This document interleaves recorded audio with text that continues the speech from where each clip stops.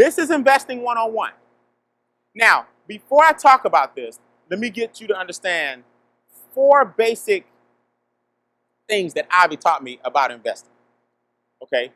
I want you to write down 4 forms of taxation. 4 forms of taxation. When you start investing, you want to look for the following characteristics about the investment. The main thing is how it's taxed. One form of taxation, number 1, is taxable. Write that down. Taxable. Is the investment taxable? Is it tax deductible? Tax deductible. So these are questions you ask yourself. And when you sit with an advisor, these are the things that you're thinking about. And I'm going to show you the combination of the best 2 that you're really shooting for. It doesn't mean the other ones are bad, but you're shooting for a combination of these 2 I'm about to give you. So the investment is either taxable, tax deductible, tax deferred, or tax free. People say, well, hell, how would just give us the 4th one? I'm not going to get into it that much today because due to certain regulations, I can't speak on certain things. I'm giving you frameworks. So number 1 is what? Taxable. Number 2 is what? Deductible. Is that good or bad? That's good. Taxable is what? You got to give them something, right? But we like tax what? Do we like tax deferred?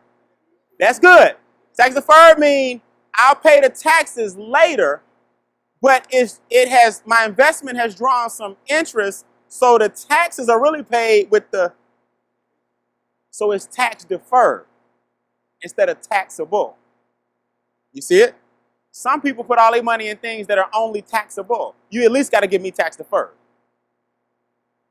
Now the best combination, believe it or not, is tax deductible and tax deferred. Because I'm going to say the government ain't this nice. They're not going to give you tax free and tax deductible.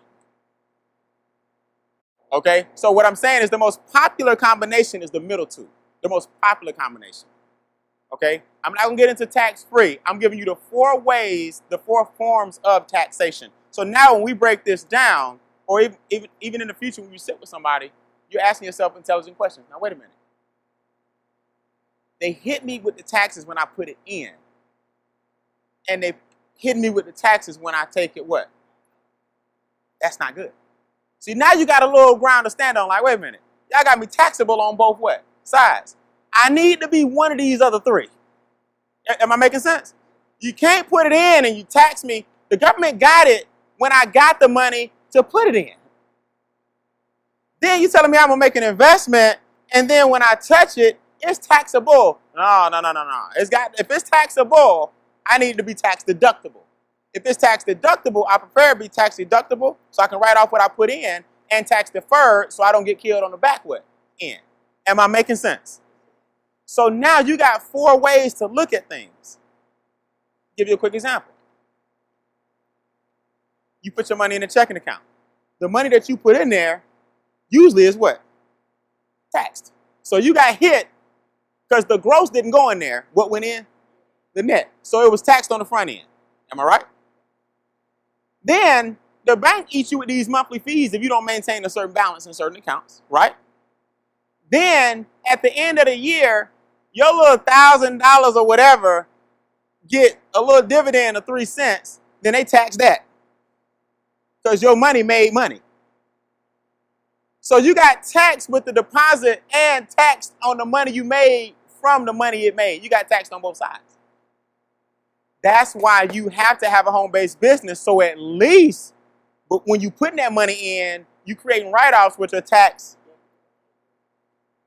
See, most people just taxable. Money, taxable again. They don't have the middle part, which is at least number 2 on that sheet, which is tax what? You got to be one of them, y'all. You got to have one of those on your side. Does that make sense? So, let's break it down.